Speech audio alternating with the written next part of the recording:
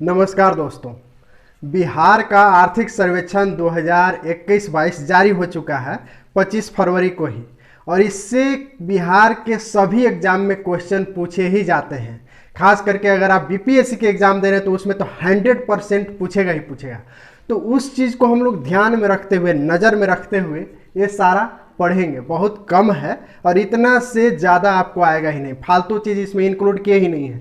जो पूछा जा सकता है उसको हम लोगों ने यहाँ लिख लिया है। तो देखिए, सबसे पहले समझिए कि आर्थिक सर्वेक्षण होता क्या है। देखिए, आप जो सरकार को पैसा दिए, कहिए कि हम कहाँ दिए, तो आप जो नेमचुसवा उस दिन खरीदे थे उसमें टैक्स था, ये फेयर एंड लवली खरीदे थे उसमें टैक्स लगा था, तो वो पैसा जाता है सरकार के पास टैक्स के रूप में। आप गाड़ी पर चढ़ते हैं उसमें भी टैक्स, फिल्म देखते हैं उसमें भी टैक्स। तो वो पैसा के क्या करती है सरकार, खर्चा करती है। और खर्चा करती है तो वो अपना हिसाब किताब जनता के सामने देती है कि हम कहाँ कहाँ कितना खर्च किए, तो उसका क्या प्रभाव हुआ, कुछ बढ़ा, कुछ विकास हुआ कि नहीं हुआ। तो यही है आर्थिक सर्वेक्षण। आर्थिक सर्वेक्षण का मतलब है कि पैसा, आर्थिक का मतलब पैसा, और सर्वेक्षण मतलब ये कि प्रस्तुत करना, उसको सर्वे करना, और सर्वे करके जो प्रस्तुत करती है सरकार उसको हम लोग कहते हैं आर्थिक सर्वेक्षण। और ये हर साल प्रस्तुत होता है। पहली बार नीतीश कुमार के द्वारा 2006 से आर्थिक सर्वेक्षण और बजट पेश किया जा रहा है, ठीक है। और ये है 16वां आर्थिक सर्वेक्षण। कौन सा? 16वां। तो आर्थिक सर्वेक्षण तो आप समझ ही गए होंगे कि जो आप पैसा मान लेते हैं, आपके बाजी दिए, आपको वो पैसा के जो हिसाब किताब अपना बाबूजी को दे रहे हैं, वही है आर्थिक सर्वेक्षण और कुछ नहीं है। हम लोग इसको समझते हैं। सबसे पहला क्वेश्चन है, बिहार आर्थिक सर्वेक्षण 2021-22 कब जारी किया गया? तो 25 फरवरी 2022 को जारी किया गया। कब? 25 फरवरी 2022। तो यहाँ देखिए, अब हम जानते हैं कि किसके द्वारा जारी किया गया, तो वित्त मंत्री तारकिशोर प्रसाद द्वारा। ये वित्त मंत्री तो बिहार के हैं ही साथ उप मुख्यमंत्री भी हैं, वित्त मंत्री भी और उप मुख्यमंत्री भी। हालांकि बिहार में 2 उप मुख्यमंत्री, एक तो ये तारकिशोर प्रसाद हैं ही और रेणु देवी भी हैं, और मुख्यमंत्री तो एक ही है, नीतीश कुमार, है ना। तो आमतौर पे हमेशा का ये परिपाटी रहा है कि वित्त मंत्री ही आर्थिक सर्वेक्षण या बजट पेश करेंगे। समझ रहे बात को? क्योंकि पैसा वाला मैटर ही देख रहे हैं, तो पेश कौन करेगा? यही ना। पैसा खर्चा कीजिएगा आप तो बाबूजी हिसाब केकरा से लेंगे? आप ही से ना, है ना। देखिए नेक्स्ट, 16वां आर्थिक सर्वेक्षण में सरकार का कुल कितना खर्च दिखाया गया है। मतलब जो आर्थिक सर्वेक्षण इतना ढाढ़ा प्रस्तुत किए कि हम देखे खर्चा किए हैं, तो टोटल कितना खर्च किए, तो ये जो खर्चा किए हैं 1,65,696 करोड़ रुपया। कितना? 1,65,696 करोड़ रुपया। याद रखिए, रट लीजिए, रट्टा मार लीजिए।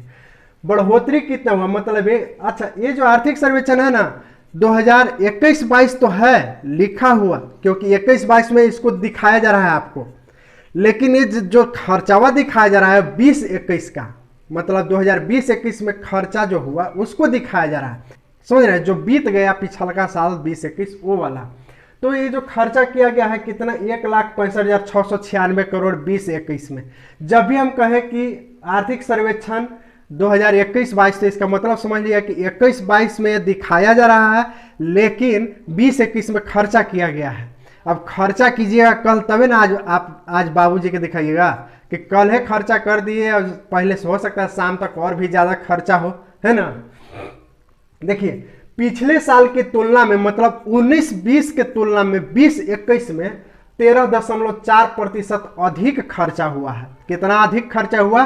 13.4%। अगर आपसे क्वेश्चन पूछेगा कि पिछले साल की तुलना में नए वित्तीय वर्ष के आर्थिक सर्वेक्षण में कितना अधिक खर्च हुआ, तो 13.4%। कितना? 13.4%। लेकिन ये कहेगा कि सरकार जो है आर्थिक सर्वेक्षण 2021-22 में कितना खर्चा दिखाया, तो 1,65,696 करोड़। अब देखिए, इसमें 2 तरह का खर्चा होता है, एक पूंजीगत व्यय और एक राजस्व व्यय।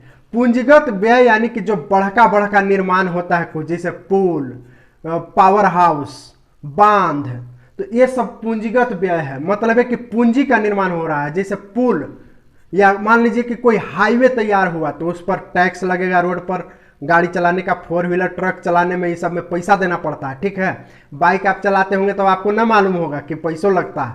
टोल टैक्स समझते हैं ना, वही टोल टैक्स। तो गाड़ी चलाता है आदमी तो उसको पैसा देना पड़ता है क्या, तो वो सब पूंजीगत व्यय है। मतलब है कि पैसा लगाए तो ओकरा से पैसा कमा रहे हैं, या फिर आपको रोजगार उससे मिल रहा है। जैसे रोड का निर्माण होगा तो ओकरा में सैकड़ों लोग को रोजगार मिलेगा, है ना। पुल का निर्माण होगा तो सैकड़ों लोग को रोजगार मिलेगा। कोई बिजनेस के लिए, मॉल के लिए बिल्डिंग, मान लेते हैं बिहार सरकार जो है सरकारी बिल्डिंग तैयार कर रहा है कि इसमें सबको दुकान देंगे, दुकान चला करके वो पैसा दीजिएगा, रेंट वेंट दीजिएगा, तो वो जो है पूंजीगत व्यय हुआ। और इधर देखिए राजस्व व्यय। राजस्व व्यय वो है कि मतलब खर्चा कर दिए और उसका कोई फायदा ना हुआ। जैसे सैलरी आपको, या नौकरी लगेगी तब आपको सरकार सैलरी देगी, या जो ऑलरेडी नौकरी में है तो सैलरी देगी, तो सैलरी आके क्या कीजिएगा, ओकरा से कोई सरकार को तो उससे दूसरा कोई का तो नौकरी मिलने वाला है नहीं, समझ रहे बात को। तो इस तरह का व्यय खर्चा जेकरा में कि कोई विशेष फायदा न हो, दीर्घकालीन फायदा न हो, दूर तक फायदा न हो, ज्यादा लोग को फायदा ना हो, वो राजस्व व्यय है। तो पूंजीगत व्यय कितना खर्चा हुआ, 26,203 करोड़ कम खर्चा हुआ, और राजस्व व्यय 1,39,493 करोड़ खर्चा हुआ। अब देखिए 26,203 करोड़ एकरा में से घटा दीजिएगा तो ये वाला निकल जाएगा। तो एगो दूगो को याद रखिएगा, 1,65,696 तो पूरा खर्चा, और ओकरा में पूंजीगत व्यय कितना 26,203 करोड़, ये वाला याद रखिएगा। तो जब घटा दिया तो राजस्व व्यय पूछेगा तो ये वाला निकल जाएगा, है ना। चलिए नेक्स्ट देखते हैं कि 2020-21 में विकास दर कितना रहा, तो 2.5%। कितना, 2.5%, जबकि केंद्र सरकार का मतलब राष्ट्रीय स्तर का विकास दर माइनस में है, 7.5% माइनस में, तो हम लोग का प्लस में है, तो उससे बढ़िया है। मतलब राष्ट्रीय लेवल से हम लोग का बढ़िया है। कितना विकास दर है, 2.5%। अब विकास दर भी 3 क्षेत्र में हुआ, प्राथमिक क्षेत्र, द्वितीयक क्षेत्र और तृतीयक क्षेत्र। आप जानते ही हैं इकोनॉमिक्स में तीनों क्षेत्र होता है। प्राथमिक क्षेत्र यानी कि जो भगवान जो है आपको दिया है पैसा कमाने का स्रोत, जैसे खेती, तो खेती क्या होता है, वो प्राथमिक क्षेत्र है। भगवान जो है बिया दिया है, भगवान का बनाया हुआ है, आदमी थोड़े बिया बनाया है और छींट दिए फसल हुआ। खान, जो खान सलमान खान शाहरुख खान नहीं, जो माइंस होता है जहाँ से कोयला वोयला निकलता है, लोहा ये सब निकलता है, खनिज, तो खान, तो ये सब प्राइमरी है, जो भगवान दिया प्राइमरी है, ठीक है। और द्वितीयक क्षेत्र यानी कि जो प्राइमरी से बना, जैसे कोई फैक्ट्री में लोहा के भाला बना जो हुरे वाला है, ठीक है, तो वो है द्वितीयक क्षेत्र। मतलब कोई विनिर्माण से संबंधित चीज हो गया द्वितीयक क्षेत्र, जैसे बिल्डिंग का निर्माण हो रहा है तो द्वितीयक क्षेत्र। तृतीयक क्षेत्र यानी कि सेवा, यानी कि नौकरी, ठीक है, कोई नौकरी कर रहा है तो तृतीयक क्षेत्र है। तो प्राथमिक क्षेत्र में विकास हुआ 2.3%, द्वितीयक में 4.8% और तृतीयक में 8.5%। 2.3, 4.8, 8.5, 2.3, 4.8, 8.5% याद रखिएगा, है ना, क्योंकि पूछा जाता है सब। देखिए बहुत ही समझ लीजिए ना कि घीव है, एग्जाम में का घीव है, कहीं ना कहीं से क्वेश्चन टपक जाएगा। नेक्स्ट, कृषि क्षेत्र में कितने प्रतिशत की वृद्धि दर्ज की गई, कृषि क्षेत्र में कितने प्रतिशत की वृद्धि दर्ज की गई, तो 10%। कितना, 10%। नेक्स्ट, प्रति व्यक्ति आय कितना है, प्रति व्यक्ति आय वर्तमान में कितना है, तो 50,555 रुपया। कितना, 50,555 रुपया। पिछले साल की तुलना में बढ़ोतरी कितना हुआ, तो 1,283 रुपया के बढ़ोतरी हुआ। कितना, 1,283 रुपया के बढ़ोतरी हुआ। नेक्स्ट देखते हैं, राज्य का सकल घरेलू उत्पाद यानी कि GSDP, gross state domestic product, तो राज्य का सकल घरेलू उत्पाद हुआ 4.19 लाख करोड़ रुपया। कितना, 4.19 लाख करोड़ रुपया। पहले समझिए कि डोमेस्टिक प्रोडक्ट है क्या, डोमेस्टिक यानी कि घरेलू, और प्रोडक्ट यानी कि सामान, ठीक है, समझ रहे हैं। डोमेस्टिक यानी कि घर और प्रोडक्ट यानी कि सामान, और ग्रॉस यानी कि समूचे, ग्रॉस यानी कि समूचे। तो जीडीपी का मतलब होता है, देखिए यहां पर है जीडीपी, एस अभी हटा दीजिए, यानी कि ग्रॉस डोमेस्टिक प्रोडक्ट, समूचे घर का सामान। अब स्टेट जोड़ दीजिएगा यानी कि राज्य का घर का समूचे घर का सामान, माने ये जो बिहार राज्य है इसके घर के समूचे सामान का पैसा में कितना दाम है, समझ रहे हैं। जैसे मान लेते हैं कि ये 5 गो बना, ठीक है, अब 5 गो के दाम है अगर 50 रुपया, तो यानी कि इसका जो है अब इस तरह के जितना भी प्रोडक्ट राज्य में होगा सबका कुछ न कुछ दाम होगा। चाहे आप कोई के यहाँ नौकरी कर रहे हैं तो आपको कुछ सैलरी मिलता होगा, उसका कुछ दाम है, आपका सेवा का, आपका नौकरी का कुछ वैल्यू है ना, तो उसका कुछ दाम है। तो उसका जो पैसा में मूल्य है, आप जो काम किए या सामान बनाए तो उसका जो पैसा में मूल्य है उसको कहते हैं जीडीपी या जीएसडीपी। तो ये जो सामान बिहार में जितना सामान बना 2020-21 में, उसका टोटल वैल्यू कितना है पैसा में, 4.19 लाख करोड़। कितना? 4,19,000 करोड़। इसी को 4.19 लाख करोड़ रुपया कहेंगे, समझ गए। चलिए नेक्स्ट, जीएसडीपी में वृद्धि दर कितना है? 2.5%। कितना? 2.5%। चलिए नेक्स्ट है राज्य की मुद्रास्फीति दर। मुद्रास्फीति दर यानी कि महंगाई। क्या? महंगाई। तो राज्य का मुद्रास्फीति दर यानी कि महंगाई है 3.1%। अगर शहर में यही बात करें तो 4.9% और गांव में बात करें तो 2.8%। कितना? शहर में तो 4.9% और गांव में तो 2.8%। अब देखते हैं शिशु मृत्यु दर। देखिए बिहार में जो शिशु मृत्यु दर है 29 प्रति हजार है, मतलब 1000 जन्म जो बच्चा लेता है तो 29 गो बेचारा मर जाता है। तो कितना है शिशु मृत्यु दर? 29 प्रति हजार। कितना? 29 प्रति हजार, यानी 1000 में 29 गो। हालांकि राष्ट्रीय लेवल से हम लोग बढ़िया है एक, जैसे राष्ट्रीय लेवल पर यही अगर देखें शिशु मृत्यु दर तो 30 है, 1000 पर 30 है, लेकिन हमारा बिहार में 29 है। चलिए नेक्स्ट, पशुपालन एवं इससे जुड़े क्षेत्रों में वृद्धि दर 6%। कितना? 6%। मतलब पशुपालन यानी गाय भैंस जो लोग पाल रहे हैं और उससे संबंधित जो भी लोग जुड़े हुए हैं, जैसे मान लेते हैं कि कोई जो है चारा बेच रहा है तो उससे जुड़ा हुआ बिजनेस है, तो वही चीज है पशुपालन और इससे जुड़ा हुआ क्षेत्र में वृद्धि दर है 6%। कितना? 6%। पशुधन में वृद्धि कितना हुआ है? 36 लाख। 2020-21 में 36 लाख पशु बढ़ गया है, गाय भैंस बकरी बढ़ गया है, ठीक है। और कितना परसेंट के बढ़ोतरी हुआ है? तो 10% के, ठीक। मत्स्य पालन में 7% के बढ़ोतरी हुआ है। कितना? 7% के। औद्योगिक क्षेत्र में विकास दर कितना रहा है? तो 7.2%। औद्योगिक क्षेत्र में, इंडस्ट्रियल क्षेत्र में कितना? 7.2%। अब देखिए आधारभूत संरचना में बिहार का विकास दर कितना है? 14%।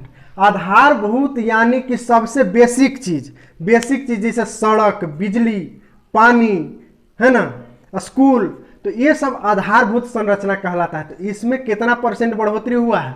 14%। शहरीकरण का दर कितना रहा है? 15.3% है वर्तमान में शहरीकरण का दर, मतलब 15.3% के हिसाब से शहरीकरण हो रहा है, ठीक है। नेक्स्ट, राज्य सरकार ने 5 वर्ष में आपदा में हुए नुकसान पर कितना खर्चा किया है? तो राज्य सरकार खर्चा किए हैं 12,919 करोड़। कितना? 12,919 करोड़। मतलब है कि जैसे कोई कड़कती बिजली से मर गया, या बाढ़ से, या फिर बारिश से, पत्थर पड़े से, ओला पड़े से खेत बर्बाद हो गया, फसल बर्बाद हो गया, तो उसमें राज्य सरकार खर्चा किया कितना? 12,919 करोड़ उसको रिकवर करने के लिए, ठीक है, कि फिर से सब बढ़िया से हो जाए, व्यवस्थित हो जाए। नेक्स्ट है राज्य में 2020-21 में कितने विदेशी पर्यटक पहुंचे? तो विदेश वाला लोग पहुंचा 3 लाख। देखिए यही वाला बढ़ाना है, जितने अधिक पर्यटक बिहार में पहुंचेंगे, बिहार का समझ लीजिए कि गरीबी दूर होगा। बिहार में जैसे बातें हैं ना कि यहाँ कोई खान तो है नहीं, सलमान खान, शाहरुख खान से लेके कोनो खान, जैसे मान लेते हैं आयरन का कोई खान, है ना, या फिर कोयला का खान, तो इस तरह का कुछ है नहीं। तो इसलिए हम लोग अगर इसको फोकस करें पर्यटक को, चाहे वो देसी पर्यटक हो चाहे विदेशी पर्यटक हो, तो हम लोगों का जो है गरीबी दूर होने लगेगा। क्योंकि पर्यटक लोग आएंगे तो कुछ न कुछ सामान खरीदेंगे, सामान खरीदेंगे तो पैसा किसको देंगे? हम ही लोगों को, तो हम लोग अमीर होंगे, है ना। तो विदेशी पर्यटक पहुंचे मात्र 3 लाख, क्योंकि कोरोना काल चल रहा था। इसके पहले इससे अधिक पहुंचे हैं। अब देखिए देशी पर्यटक मतलब भारत के लोग और साथ ही साथ भारत बिहार मिला करके 56.4 लाख लोग पहुंचे हैं। कितना? 56.4 लाख। अब देखते हैं नेक्स्ट, एससी कोटे के विद्यार्थियों के नामांकन में वृद्धि, मतलब स्कूल कॉलेज में वृद्धि हुआ। एससी कोटा वाला विद्यार्थी जो लोग हैं 33.4% की वृद्धि हुई। और एसटी कोटा में 50.50%, 50-50। कितना एसटी में? एससी यानी कि अनुसूचित जाति, एसटी यानी कि अनुसूचित जनजाति, है ना। तो अनुसूचित जाति के लोग को नामांकन में कितना? 33.4%, 334। और एसटी कोटे में 50-50 यानी 50.50%। नेक्स्ट, प्रति व्यक्ति आय में टॉप जिला। अब देखिए इधर थोड़ा सा टॉप जिला इस सब की बात कर लेते हैं, अंतिम स्थान में किस में है, ठीक है। तो प्रति व्यक्ति आय में टॉप जिला है पटना। स्वाभाविक सी बात है, रेंटवा तो लेते हैं वही लोग, पटना वाला ही लोग। सब विद्यार्थी यहाँ से जाता है, किसान और टीचर के बेटा लोग वहाँ पहुँचता है, वो झील देता है, ठीक है। बाबूजी महीना भर कमाए, साल भर कमाए, एकदम कैसे कैसे, और वहाँ रेंट बैठल दे दीजिए। अब रेंट तो ऐसा भाग रहा है कि मत पूछिए। कोरोना का भी असर नहीं पड़ा, ठीक है। कोरोना में कुछ ऐसा मकान मालिक चिंदी था कि वो कोरोना में रेंट नहीं छोड़ा, है ना। तो पटना के लोग का वार्षिक आय कितना है? टॉप है तो कितना है? 1.31 लाख, मतलब 1,31,000 है इनका क्या आय, वार्षिक आय, टॉप, ठीक है। पटना जो है वार्षिक आय में प्रति व्यक्ति आय में एक आदमी का पटना में आय है 1.31 लाख रुपया, यानी कि 1,31,000 एक आदमी के है मार। और सोचिए नौकरियों पेशा वाला लोग ज्यादा वही लोग हैं, तो वहीं में रहेगा टॉप। तो जब भी कहे कि टॉप जिला प्रति व्यक्ति आय में, तो ऐसे आंख बंद कीजिएगा, वैसे रंग दीजिएगा, है ना। अब देखिए सेकंड है बेगूसराय। कौन? बेगूसराय। अब आपसे पूछिए यही क्वेश्चन कि उत्तर बिहार में टॉप जिला कौन है, तो उत्तर बिहार में पड़ता है बेगूसराय। जस्ट गंगा नदी के उस साइड बेगूसराय है, अब गंगा नदी के इस साइड पटना है ना। तो बेगूसराय अगर उत्तर बिहार का पूछे तो बेगूसराय टॉप है, लेकिन यही दक्षिण बिहार का पूछे तो पटना है। और वैसे पूछ दे कि बिहार का टॉप प्रति व्यक्ति आय वाला जिला, तो पटना है, ठीक। अब देखिए नेक्स्ट, प्रति व्यक्ति आय में अंतिम जिला, तो अंतिम जिला है शिवहर। कौन? शिवहर, छोटा सा जिला है। और सेकंड नंबर पर है अररिया। कौन? अररिया। अब उत्तर बिहार की बात करें कि उत्तर बिहार में ये शिवहर तो है ही, उत्तरी बिहार में है, तो ये जो है उत्तर बिहार में सबसे टॉप जिला शिवहर। और यही पूछ दे कि दक्षिण बिहार में, तो दक्षिण बिहार में टॉप में है नवादा और दूसरा स्थान पर बांका, ठीक। दक्षिण बिहार में नवादा मतलब सबसे नीचे, टॉप नहीं, अंतिम प्रति व्यक्ति आय में अंतिम जिला है नवादा दक्षिण बिहार में, और उत्तर बिहार में अंतिम जिला शिवहर।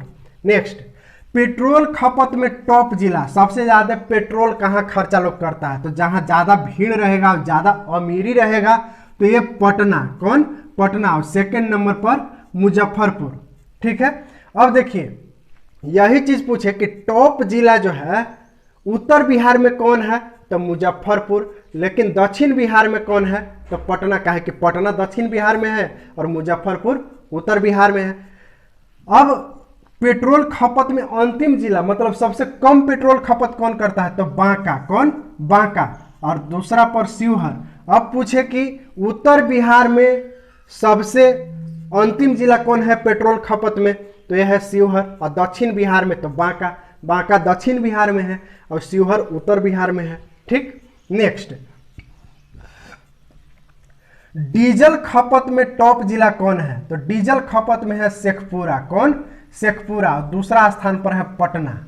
और अंतिम स्थान कौन है, मतलब सबसे कम डीजल खपत कौन करता है, तो किशनगंज और शिवहर। कौन? किशनगंज और शिवहर। इसमें डीजल में उत्तर दक्षिण याद रखे की जरूरत नहीं है।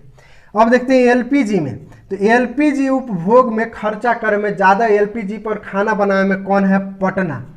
का है एलपीजी के खर्चा ज्यादा है, इसलिए कि यहीं होटल ये सब ज्यादा है, भीड़ ज्यादा है, आदमी ज्यादा है, तो खाना ज्यादा बनेगा, ज्यादा उपभोग होगा।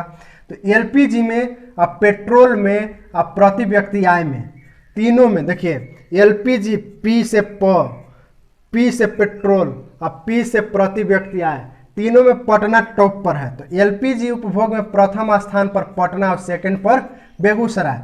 अंतिम स्थान है यानी कि सबसे कम एलपीजी खर्चा लोग करते हैं, सिलेंडर पर सबसे कम खाना बनाते हैं लोग अररिया और किशनगंज में। अररिया सबसे नीचे है, ठीक है। अब देखते हैं छोटी बचत में टॉप जिला, मतलब पैसा तनी तनी करके बचावे वाला में सबसे टॉप पर है पटना, ठीक। काहे कि यहाँ अमीर तो जो लोग है सो हयो है, गरीबों उतने लोग हैं। और पटना तो हम रहे हैं तो ऐसा हम स्थिति देखे हैं कि जो आप चाय बेचे वाला के देखे हैं ना, वो लोग तनी तनी पैसा करके जमीन खरीद लेता है, फोकचा बेच के जमीन खरीद लेता है, ठीक है। हम लोगों से संभव नहीं है। तो ये छोटी बचत में टॉप जिला है पटना और सेकंड पर है सारण, ठीक। अब अंतिम जिला यानी सबसे कम बचावे वाला छोटा छोटा बचत जो है, सबसे कम बचावे वाला पैसा बचावे वाला अररिया और सेकंड नंबर पर पश्चिम चंपारण। अब देखते हैं बिजली खपत में टॉप जिला। तो बिजली खपत में भीड़ जहां रहेगा वहीं ज्यादा बिजली खपत होगा, तो पटना, ठीक है। और दूसरा नंबर पर मुजफ्फरपुर है ना। दोनों थोड़ा थोड़ा इंडस्ट्रियल एरिया है, मुजफ्फरपुर में भी और पटना में भी कुछ न कुछ बिजली कह लीजिए कि अधिक खर्च होता है, क्योंकि दोनों जगह भीड़ भाड़ वाला एरिया है। कुछ कुछ चीज़ उत्पादन भी होता है, जैसे पटना सिटी में सीमेंट वगैरह भी बनता है और भी बहुत सारा चीज़ बनता है, खिलौना वगैरह। तो पटना नंबर 1 पर है और मुजफ्फरपुर सेकंड नंबर पर है। सबसे कम खपत कौन करता है, तो शिवहर और अरवल। शिवहर सबसे कम खपत करता है। नेक्स्ट है पिछला 6 वर्ष में बिजली की मांग में कितने प्रतिशत की वृद्धि हुई, तो 71% बिजली के मांग में बढ़ोतरी। यानी कि बिहार में स्वाभाविक सी बात है कि कुछ न कुछ इंडस्ट्रियल एरिया या फिर इस तरह से दुकान दौरी या जो भी बढ़ा है जहां पर कि बिजली के खपत हो सकता है, यानी कि बिहार का विकास हो रहा है। नेक्स्ट खपत में वृद्धि कितना हुआ, ये तो हुआ कि मांग इतना हुआ, लेकिन खपत कितना हो रहा है, खपत में वृद्धि 72.4%। कितना खपत में वृद्धि, बिजली के खपत में बढ़ोतरी कितना हुआ, 72.4%। बिजली के खपत में सबसे अधिक बढ़ोतरी वृद्धि कहाँ हुआ, तो बक्सर। सबसे अधिक जो बढ़ा बिजली के खपत तेजी से, तो बक्सर। और दूसरा नंबर पर अरवल। अब देखिए अंडा उत्पादन में वृद्धि दर कितना है, 32.4%। अंडा ज्यादा ही लोग खा रहा है आजकल बिहार में। और देखिए 2020-21 में मांस उत्पादन कितना हुआ, 3.85 लाख टन। कितना, 3.85 लाख टन। इतना हम लोग मांस खा गए, गर्दा उड़ा दिए, ठीक है। ये था बिहार का आर्थिक सर्वेक्षण। इसको बढ़िया से 1, 2 बार 3 बार देख लीजिए। और साथ ही साथ आपसे रिक्वेस्ट है हम्बली दिल से कि चैनल को सब्सक्राइब कर लीजिए। नहीं सब्सक्राइब किए हैं तो कम से कम लाइक वाला तो टका ही दीजिए और शेयर कीजिए, क्योंकि व्यू कम जा रहा है तो थोड़ा मज़ा नहीं आता है। शेयर कीजिए, फोकट का मिला हुआ है, उसको शेयर कर देने में क्या कुछ जाता है थोड़े। तो ये था बिहार का आर्थिक सर्वेक्षण। मिलेंगे फिर अगले वीडियो में, तब तक के लिए जय हिंद।